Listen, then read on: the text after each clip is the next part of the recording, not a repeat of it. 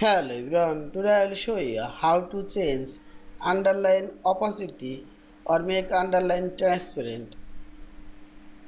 I will make this underline transparent or decrease opacity.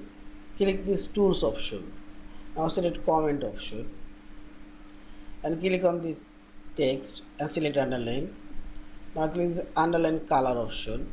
Here you will find this underline opacity. You can change this opacity and see this. Also in this underline opacity, see this. Also I'll add new underline, it's underline and text, listen and opacity. See this.